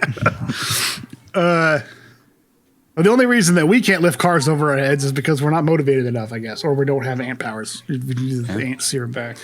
They run to a mailbox, and Hova runs up it, and somehow Lucas is able to climb it while still holding onto the wasp, despite it being physically impossible for a human being to do such a thing. And we only have 4 limbs, not 6, so he had to only use 3 limbs to climb up while still holding the wasp that weighs as much as a semi-truck, comparatively. Not even Alex fucking Honnold could climb that thing, but he does it one-handed. Zoc cheers for Lucas and says, "Now that's an ant!" Then he picks them up in his wasp. Lucas comes up with a plan to put the potion in the wasp's stinger, and they are able to sting him in the ass. Thanks to the beetle and the glowworm attacking the exterminator's balls. Which is, again, not a joke. Okay. Remember, this is a kid's movie. Yeah. The exterminator suddenly shrinks down into a weird-looking mutant toddler or something. Really Cronenbergian. Yeah. Weird. Yeah, this is very strange. Disturbing body horror again. It creeped me out. It was like, it's way creepier than I think they realized it was. Mm-hmm. Yeah. And he scoots away. Like, this would have terrified the shit out of me if I was a kid and I'd seen this. Just saying. I honestly, this would have, would have horrified me as a kid. Like, personal anecdote, but the Sword in the Stone Disney movie, whatever that one's called. I can't remember. The witch on it. Sword in the Stone. Yeah, the witch in it scared me so much. I've never finished that movie. I couldn't get past the witch in that movie as a kid because she was so creepy and scary. So this thing definitely would have scared me the fuck away. Have you still never finished that movie? Nope. Still never watched it. I mean, I'm not scared of it anymore, but I just never watched it. It's a great movie. I love that movie. Also, Ursula at the end of The Little Mermaid when she turns into a giant eldritch monster Octopus or thing. whatever. Yeah, I could never finish that movie as a kid. That was like the end of the movie, though, so it doesn't matter. The Sword in the Stone one was like in the midpoint, but I never finished the movie. Anyway, the exterminator shrinks down, and then he scoots away from the swarm of wasps on a tricycle. Back in the colony, the Queen says Lucas is no longer the destroyer, but instead Rockeye the ant. Then she says he has earned his freedom, and Zoc says, calling a human friend. I thought that impossible until you came. Why does he suddenly start talking like Yoda halfway Yeah, I through don't this know. movie? I feel like that was just another Cage thing. Like he just, oh, I'm a sorcerer. I got to talk like a sorcerer. No, you don't. Nobody else does. Well, he's wise, you see. And that's how wise people talk. Yeah. I'll show you guys. I'll play a real sorcerer one day. And Lucas says wizards don't have a word for impossible, which is what Zoc said to Hova earlier in the film when he made the potion. Zoc gives Lucas the reverse potion. He drinks it and grows huge, destroying the entire colony and killing all of them. The end. And he just stomps the shit out of him. Fucking ants. I fucking sucked. I hate you. I almost died so many times. Now, Hova gives Lucas a big bug hug and says she's going to miss him and that she crosses her heart. The whole colony cross their butts and they all laugh and laugh and laugh. And then the sloth from the Croods goes dun dun dun. God damn. And then they all make Puss in Boots eyes at him.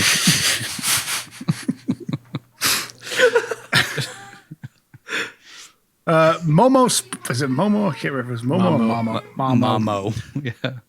Momo spots Lucas grow back to regular size, butt naked in the front yard, and spits her teeth out for the 50th time. That's what it should have been. And then she spits her teeth out, and then the sloth goes dun dun dun, and then they all cross their butts. Oh, Momo, don't ever change. She doesn't. So that's her character. She spits her teeth out and believes in aliens.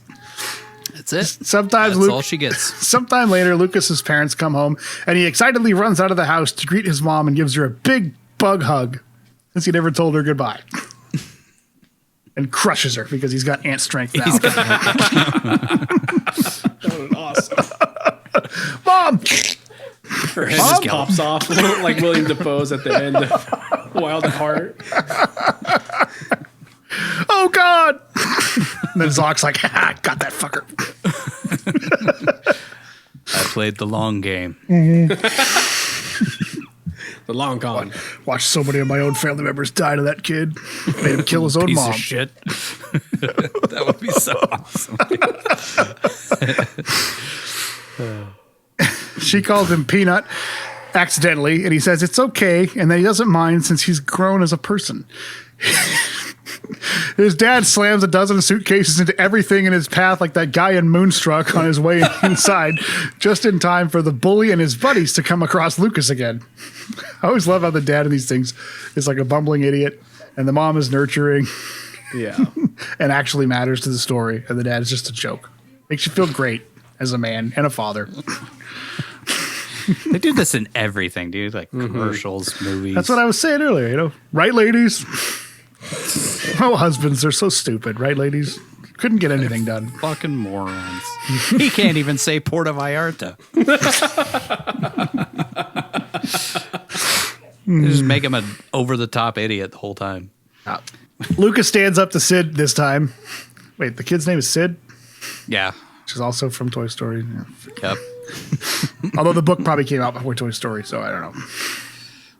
Doubt it. Who knows? Who cares? Ever met a Sid that's not a piece of shit? Anybody. Just one of those names that fits. Yeah. He stands up to him saying, "What the Krasnak's wrong with you?" Sid says he's big and Lucas is small again, and Lucas says, "Yeah, I'm small. We're all small, but together we're big," referring to Sid's goons. which are also really creepy looking. You just stop and just look at them. They're fucking Yeah. just really disturbing. It's kind of the theme of this John A. Davis's like film career is just weird, creepy looking children and fucked up faces on people. Just his thing. Yeah. I hate that Jimmy Neutron shit so much. Ugh. Inexplicably, they all decide to become Lucas's friends, and they all gang up against Sid, causing him to run away while saying, "Don't hurt me, mommy." It's a good moral of the story. Just beat up your bullies. Just like say one sentence, and all of the like guys who are like hanging out with this kid will just suddenly switch sides and be your best friend after beating you up nonstop for months. They invite Lucas over to play, but he says there's something he's got to do first. The camera pans over to the anthill. We hear a zip, and Lucas laughs his ass off as he pisses all over the anthill. Now wait, he goes into the house and grabs some jelly beans to dump on the colony, and then Zoc chases Hova around with the French tickler. The end.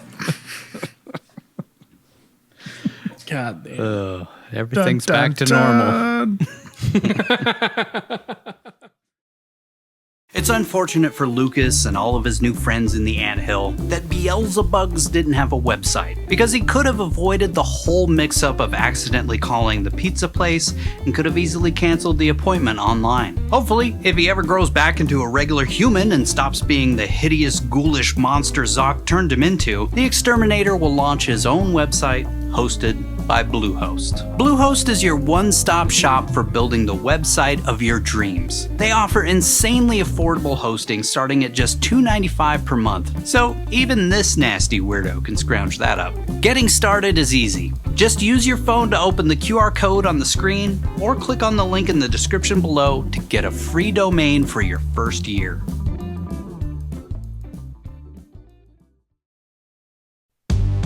We have a couple of questions before we move on.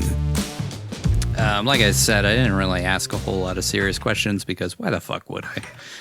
But what was the deal with the exterminator? Like, was he actually hired by Lucas's dad, or did he just happen upon this kid drowning a bunch of ants and was just like, hey, sign this contract so I can murder the ants for you? Yeah, that was one of my questions. Does this guy just go around extorting random kids to getting them into scams contracts? And like, what's his end game? Like, that's not going to come back and bite him in the dick by doing that. Like when the kids' parents actually realized they got billed for an exterminator they didn't sign up for. Yeah. I don't think children's signatures are legally binding. No. Also, I have exterminators that come by. They take the money up front. Like they take your information down up front so that they can just show up, do their thing, and then they bill you.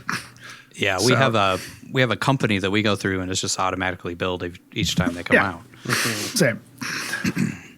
Which now I'm so glad that I have that, because just murder these ants before they get all uppity and shrink me in the night. Yeah. How was Lucas supposed to scale the wall with the purple jelly bean? And how was he magically able to do it later on and have ant powers and all that kind of stuff? The only thing that makes sense is the potion. That's it. Specifically, like, why didn't the other ants try to help him earlier? Because that was their whole thing, is they tried to help each other. So he gets them all onto the top of the cliff, and then they don't even bother trying to help him come up. They do. They do. They try to ladder down to him, and he rejects them. Oh, yeah, but they do it too late, too. They're all just up there waiting for him to climb up. They're like, climb up. They don't know that He's not an any ant. creature can't do that. They just think every creature can do it, I guess. How was the beetle or the glowworm, I don't know which one did it, but how were they able to bite the exterminator's balls so hard that he doubled over in pain? It was the beetle, because he's like, and then he goes into the camera. I don't know, bug bites hurt, man. You never been bit by an ant, even? I guess, yeah. Like, I've had ants bite me, and they're tiny, and you feel it. So if it bites you, like, on the tip of the dick or whatever, you're going to feel it. It's just like seeing them fly up, and you see them, like, flying by hairs on his leg. Oh, that looks vulnerable. Try not to think about that too much. A lot of implied penis in this movie. Yeah.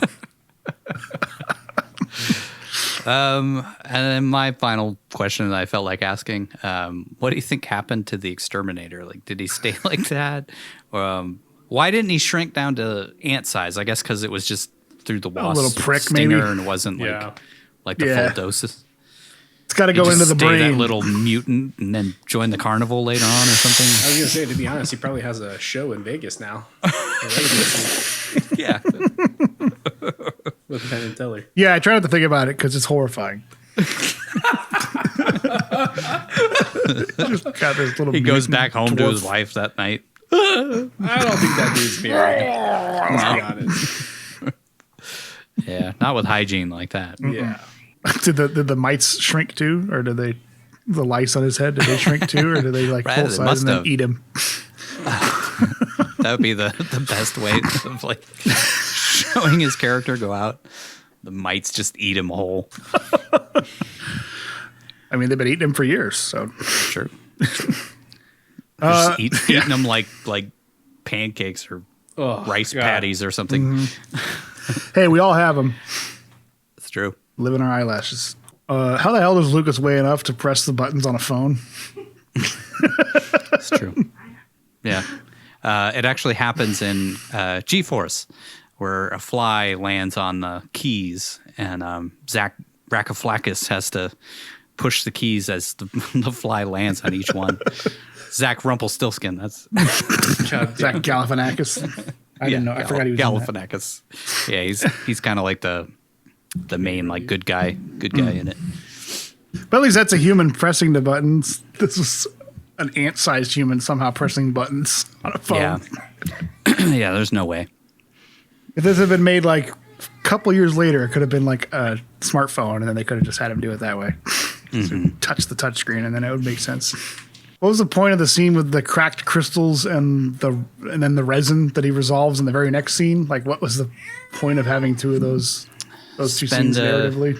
A few minutes making it to where it seems like he's not really good at being a wizard, or It's just like you set up a conflict and then immediately resolve it with no. Maybe to give Lucas a chance to destroy the anthill one more time. Yeah, I guess that's it. Because we have to see him be a bully more than just that one time, I feel like. Yeah. I feel like a lot more of the book is probably spent on him being a bully and doing terrible things, and probably a montage of a few pages of him doing terrible shit. Pouring Where you molten silver into it like some of those YouTube videos. It's fucking horrifying. Look, I don't know why see how those are so big it is? popular. Yeah. Like, Jesus Christ. Holy shit, dude. Man, I You don't just like killed, ants, but I'm not a fucking psycho that just dumps molten metal down into their home and kills all of them. It's a city. Look at that. Yeah, you just killed hundreds, thousands. I don't know. Probably more than that. I don't know how many live in an average colony, but all right.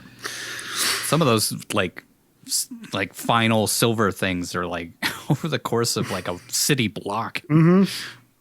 Isn't it neat? Just destroyed generations. Nuking a fucking city and then being like, look at that. It's cool. Their shadows are on the wall. Oh my God. That's what I say. Like, we have ants that come into the house, and we found one of their hives because it was in an old flower pot that we threw away. But then I just found another trail of them, and it's like you see them out on the sidewalk and stuff. We were just talking about this. They've been here for generations, probably as long as humans have. So think how many fucking colonies are out there. You're never going to get rid of them. Yeah.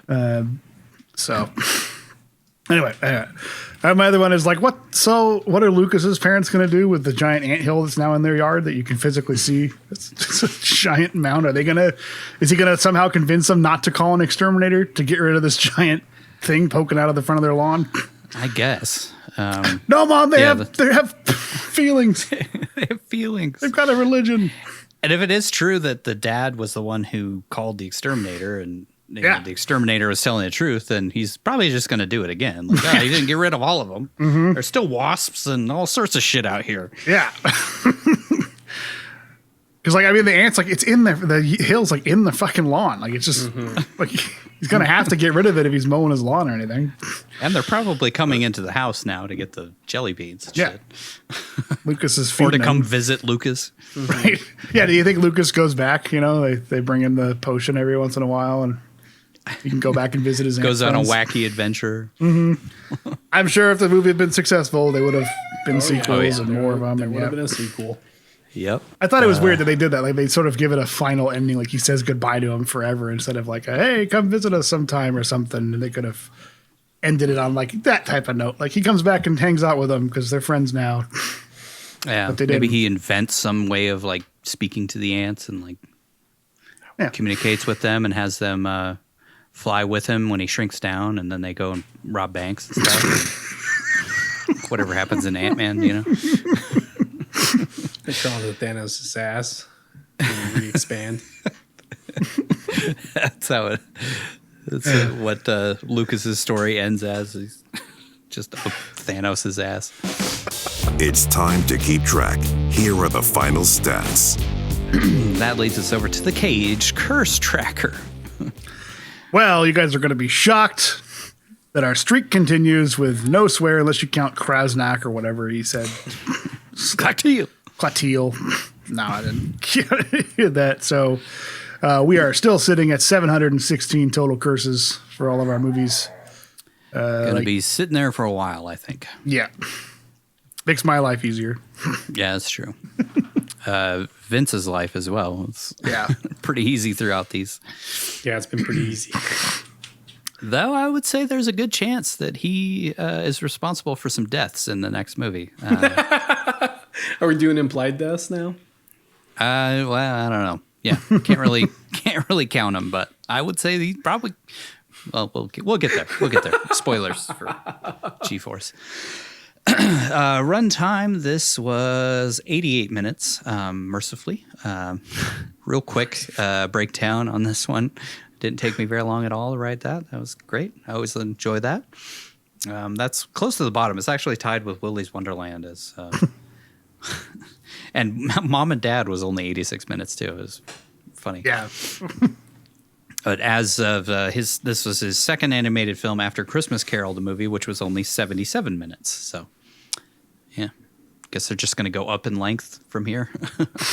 I'm guessing like Into the Spider-Verse, I think was like almost 2 hours or 2 hours. over 2 hours or something. Over 2 hours, I think.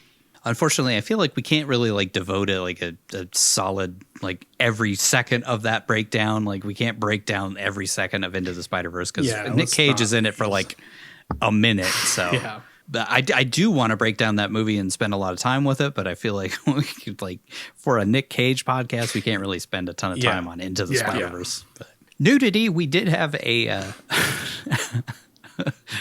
we had to tick a box this time. One male ass. Lucas was fully naked, and we even talked about his penis for a second. Somehow, I did not expect any of these movies to have any nudity whatsoever, but here we are. And like I said, it's kind of hard to justify because we didn't count cartoon nudity before, but now this we're whole in a movie is a cartoon. The whole cartoon. movie is a cartoon, so I feel like we have to count it. So, anyways, we'll just move on from that. State and Country Tracker. This is in Las Vegas. We had a definite location. The burbs of Las Vegas, just like hell on earth. But that is our second time in Las Vegas, which we will be in Las Vegas a lot over the course of this show. But only the second time that we've been there so far with the Trust was the only other time. We have been to Nevada 3 times now because technically Willy's Wonderland was supposed to be in Nevada, even though it looked and felt like Georgia the entire time because it was actually filmed in Georgia. Oh, those lush green forests in Nevada. Yeah, they're everywhere. Maybe up in Reno or just outside of Reno. Budget versus gross. This was a $50 million budget with a $55.2 million gross. So technically made a profit, but definitely was a bomb. Huge loss for the studio, which folded as a result of this movie. Almost happened to DreamWorks on this on the Croods. Like they were on the brink. So that brings our grand total up to $1.572.5 billion budget, $589.4 billion gross. Again, it just feels like I'm just reading a phone number at this point. It doesn't even feel like real numbers. That must be how the bank account feels for like rich, like Elon Musk sitting there like Like, I don't even know how much money I have. It's so much money. As far as our top grossing, this is actually fairly high up the list. We don't have a ton of monies. There are a ton of movies that made over $50 million. So this is like the 15th highest grossing film that we've done, which is pretty crazy. If that tells you anything about how much these animated films cost, that's pretty nuts that it was a huge loss, but it's still like our 15th highest grossing film. Ratings, this was our 6th PG film. That streak's going to continue pretty much throughout all of these until we get to Into the Spider-Verse. I think Teen Titans might also be like PG-13, but we'll see. And that leads us over to the Cage Kill Tracker. So even though I disagree with Nigel, I'll concede and give you guys this. We'll say he killed one wasp. So Hey, the bugs are people too. yeah, I just think my interpretation is that he incapacitated the wasp. He didn't actually kill it, but I'll give you a Maybe. kill. Yeah. So Yeah, I don't know. he killed one wasp, bringing us to a grand total of 202. And again, he survived. Man, he's had a really good streak of surviving in these movies. So we're still sitting at 14 over the entire. Was it amount of films we've done. 52? Yeah. I think we've done 49 features at this point because so we don't count Industrial Symphony, Dark, or The Best of Times. We're living in the best of times. You wish you would have died in that. Yeah. Wish everybody would have died. Yeah. So still sitting at 14. Where does this meh mound of mediocrity land? Let's rank this film on the Cageometer. That leads us over to the most important question that we ask on the show. Vince, where does The Ant Bully from 2006, I think, rate on your Cageometer? Boy, this is a tough one to watch. I'm going to give this movie a 5. Maybe that's too harsh. Again, it's a kid's movie, especially since I think I gave The Croods a better score. But I just felt like for being adapted from a child's book, it felt like the things they added were completely unnecessary, and for me took away from the story. The fact that he's a wizard and adding the exterminator, I think it kind of, for me, it lessened the impact of the moral that they were going for. I think if it would have been a more of like Stranger in a Strange Land, learning the errors of his ways, I think that would have been more enjoyable than having all this other stuff. But I guess you have to have some bigger conflict to keep kids interested. I don't know. I don't have kids, so I don't really know how they work. But I think there's a good story here, and there's a good moral story being told. I don't feel like it was executed very well. And it kind of going back to what you said about both the lead guys thinking, do we really need another ant story? I think the passion for this film wasn't there, and I think that bleeds over into the film. That's all I'll say on that.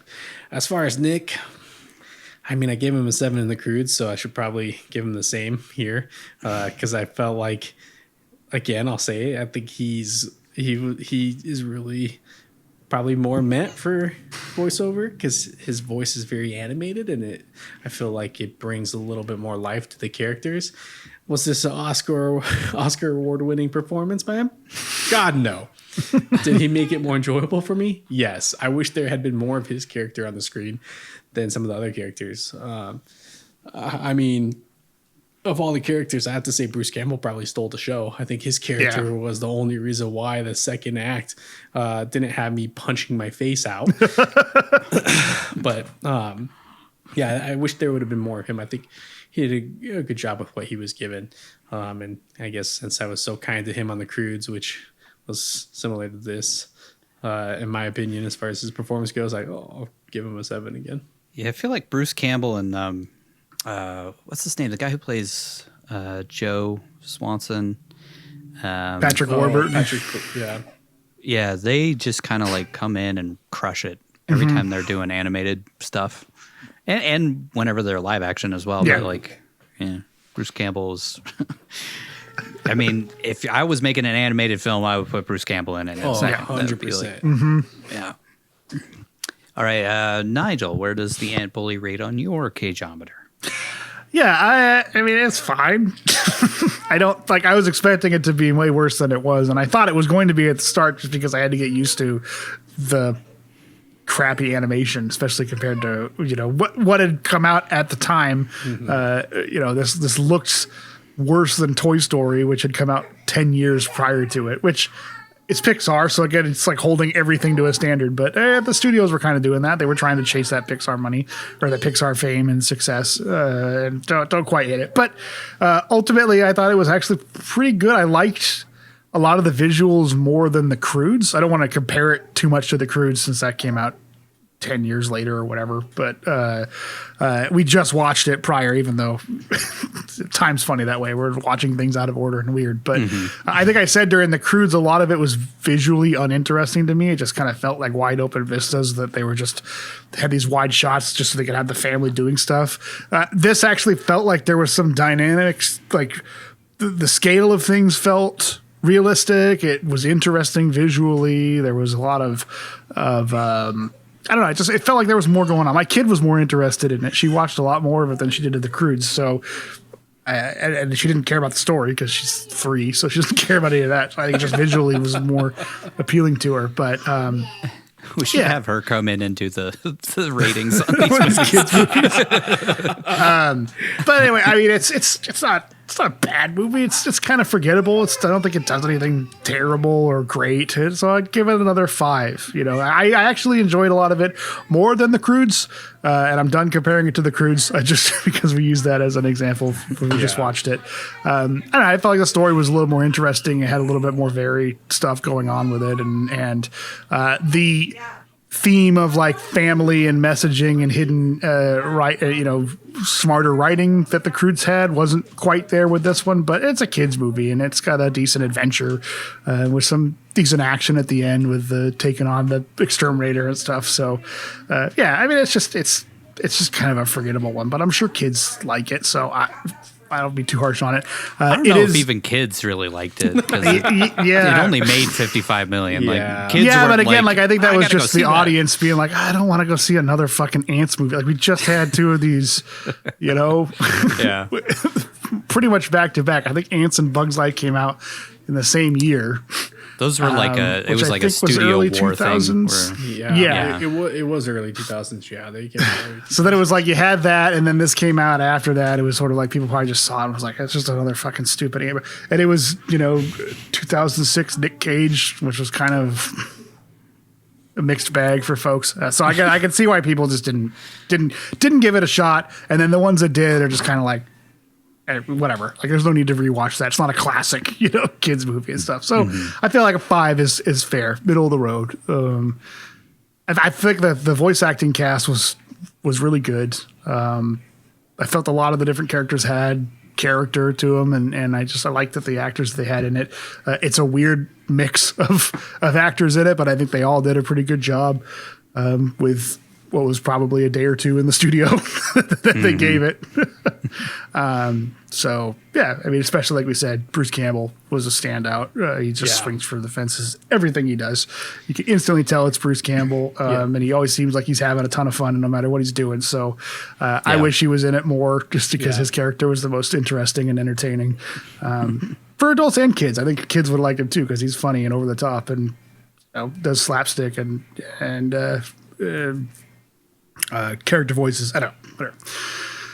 Not to harp on it too much. For Nick Cage, Bruce Campbell's definitely one of those guys who, like, you can tell that he really enjoys what he does and still really appreciates everything he has as a result of Evil Dead way back in the day. Like, his whole career spawned from that, and because he happened to be friends with Sam Raimi, that sort of catapulted his career. And then and I think part of that is because it's not the Bruce Campbell show, but it's part of that's because Bruce Campbell, like, he appreciates what he's got, what he's been given, and what people like about him, and he just keeps doing that and getting work because of it. And I think he's genuinely happy to do it, and it shows in all of his roles. Yeah, definitely. Speaking of that. I did enjoy Nick Cage's performance more in this. It felt a little bit more human. Again, I guess I'm not done comparing to the Croods, but I felt like Zoc had a little bit more character to him than Grug did. And I don't know if it's just the way Nick Cage talks. He feels a little bit more natural. He does have some performance to it. He's got some emotion in his lines. I think he did a pretty good job. I do agree with Vince on this one that he's really good in animated voice acting. So I give him a 7 out of this one. On this one, 7 out of 10. It's not an Oscar-worthy performance like we said, but I think it's pretty good for Zoc. Yeah. It's sort of a similar thing. I kind of felt like he wasn't phoning anything in. He was caring about the character, trying to do what he could with an ant sorcerer and still keep it grounded and relatable. So, yeah, I don't know much more to say about it. He doesn't have a lot of cagey moments to it other than the ones we've talked about where some of his line delivery is obviously Nick Cage. But there's nothing that's like over the top or animated, for lack of a better word. So yeah, I mean, it's his performance is good in an otherwise middle of the road animated movie. Yeah, I'm pretty much just going to echo the same thing. I'm not going to harp on it too long, but like, yeah, it's just boring. I don't know. It's a middle of the road movie. It's like so forgettable, and like I didn't like the animation at all. Yeah. I just don't like this style. It just felt kind of empty in a lot of the shots. Like it's just like, did they finish rendering these Probably parts? not. It's just, especially like anything that happens outside of the ant world, just feels empty and lifeless and kind of drab, and I don't know. There's just nothing to it. The grass is just like a solid sheet of green. There's like nothing to it. There's no texture. There's nothing going on. A lot of the characters were just kind of like, why is this character even in it? Like Mamo was just like, ugh. Just so we can have some levity here and there of her spitting like the her teeth sister. out. It's like her only joke. Yeah, Like, the teeth, Yeah. She spits her teeth out as she believes in aliens. That's it. I don't even know why that character's in the movie. So they could be like the parents didn't just leave the kid alone. Yeah, because if the parents had Home been Alone there the whole style. time, it'd be hard to explain away the fact that this kid Yeah. is missing for 3 days. Yeah, and the apathetic sister who was supposed to be taking care of him just doesn't actually pay attention to him at all. Nah, she's too busy trying to recruit people to her cult. She's voiced by Allison Mack. You just keep getting darker Chloe? and darker on this one. Nexus? No? Okay. Or Nexium? I can't remember what the name of that fucking cult was. Anyways. Yeah, I don't really have a whole lot more to say about the movie. I didn't really enjoy it all that much. It was fun at points and had some fun, I don't know, bits here and there. But like on the whole, I'll never watch it again. Yeah. I don't really have any lasting memory of the film aside from it was all right, I guess. I don't know, forgettable. Yeah. This feels like a movie that people want to shit on, but I don't think there's really much to shit on. There's It's just nothing sort of- to shit on. It's kind of just like, it's okay. It's just not great. Yeah. It's all right. I don't yeah. know. It's not the worst movie you will ever watch, but it's not. You're not going to walk away It's with not even the fond worst memories. movie we've watched. It's not even the worst animated movie we've watched. No, God, at I'd all. watch this over Christmas Carol, the story, or whatever the fuck that piece of shit was any day. Yeah. Yeah. We'll see where it ranks on the final grouping of all of the animated films, but it's fine. It's just not great. And it's not terrible. It's just middle tier. Yeah. I'll just go ahead and say I'll give Nick the same as you guys. Like he was good. He just wasn't amazing. Wait, did you give he a was score for the serviceable. movie? Oh, I gave it a 5. Yeah. Okay. I don't know if you said it or not. Nah, you never said it. Yeah. Kind of felt like you were saying middle of the road it was a 5, but I don't think Yeah. you officially said it. Yeah. I'm just echoing. I'm just giving him the exact same scores that you did. 5 and a 7. He's good. He's I don't know. He's kind of like the moral center of the film and kind of the logical person. Where I feel like Yeah. Julia Roberts' character is just kind of like wacky and loves him from the jump. While he's stomping on the colony, she's like, he's just misunderstood. And like, I don't know. I wanted Lucas dead the whole movie. Yeah. Yeah, she definitely is the embodiment of the emotional side of humanity. Where he's the logical side of humanity. She's like the emotional center, the heart of the film, whereas Nick is the brain of the film. And then, I don't know, Meryl Streep just showed up for a day. Yeah. Made a paycheck. She was there for an hour. Right. She has like 6 lines. Something. It's not even, And it's Meryl Streep. It's not like she has to do a bunch of takes. She probably just did one take for each of them. Oh, yeah. She fucking I'm sure they were just like, you're amazing. Thank you so much for doing this. She's like, I'm in my pajamas. Right. And she's like, give my thanks to Tom. That's the only reason I'm here. Right. I don't know what else to say.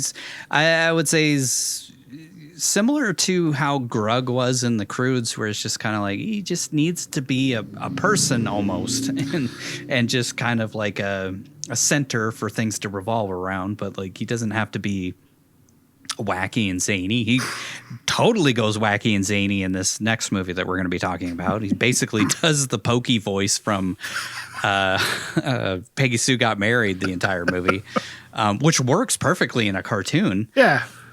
Doesn't really work well as a doo-wop singer, which we fucking talked about. He played like 3 cartoon characters in a row. I'm glad that he finally like does a cartoon character in a cartoon, but not really a cartoon. But yeah, you get it. It's a cartoon, but it's not a cartoon. I don't know. It's Sonic and then the Hedgehog. ironically, these last 2 animated movies, he's a cartoon character, but just plays a straight man. Yeah. Anyways, 7 for Nick and 5 for the movie.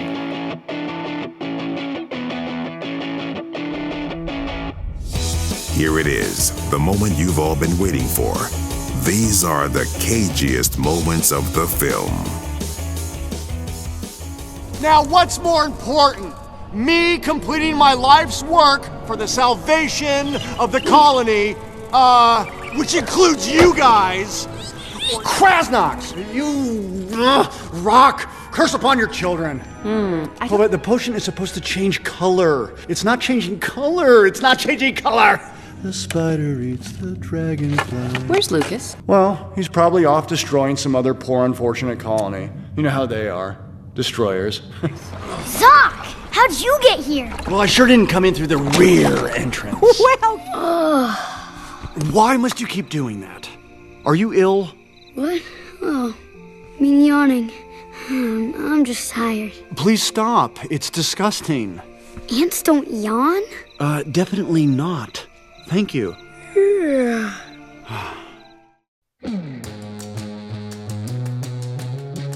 That's it for this episode of One Cage at a Time. As always, be sure to drop us an email at onecagepodcast@gmail.com to let us know if we missed anything, or hit us up with suggestions to improve the show, comments, compliments, or simply to gush about the legend that is Nicolas Cage.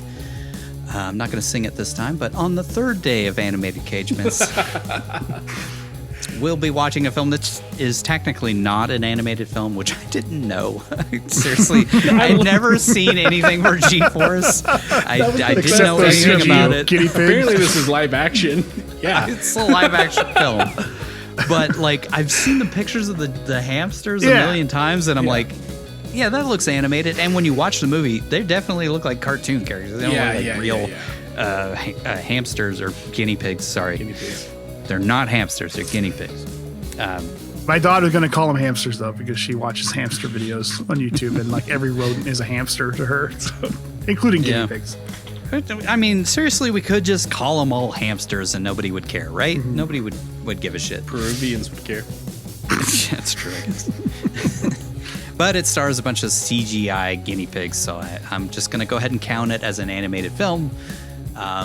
But it stars Will Arnett, Penelope Cruz, Zach Galifianakis, and reteams Nick with his Matchstick Men star Sam Rockwell, as Jon Favreau as a character, Steve Buscemi. Pretty big cast in guinea pig form or hamster form or or mole rat form. Everybody's in rodent form aside from Will Arnett and Zach Galifianakis.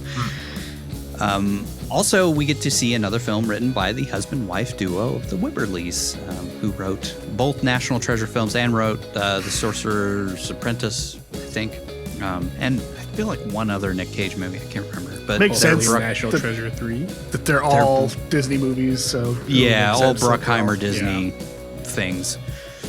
After a team of specially trained guinea pigs super spy rodents are sent to a pet store thanks to government cutbacks. They need to find a way to break out and save the world from an evil billionaire played by Bill Nighy, who is always kind of like a strange character in every movie that he ever does. He's an odd dude. Great actor, but such a weird guy. Which is a tale that's even more relevant now than it was back then in 2009 or whatever. I feel like Elon is on the brink of killing us every day just because he can. Anyways, make sure to check it out wherever fine films are sold or on your streaming service of choice. Until then, we'll say goodbye the way we do each and every episode with our Nicolas Cage quote of the film.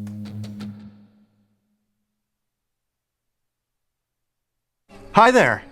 How are you? Okay. Okay. That's good. It's good to be okay. Thanks for listening to One Cage at a Time. Visit us online at onecageatatime.com or follow us on the social media platform of your choice for more Nicolas Cage goodness. Don't forget to like and subscribe to our YouTube channel, and if you really like the show, become a member of our Patreon where you can download unedited and ad-free episodes, as well as listen to our follow-up show, Back Into the Cage, where we re-examine each movie to discuss what we missed the first time around, answer listener questions, and wax poetic about the man, the myth, the legend that is Nicolas Cage.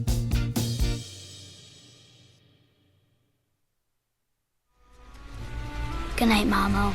Good night. Sleep tight. Don't let the bed bugs bite or creep into your ear and lay eggs in your brain.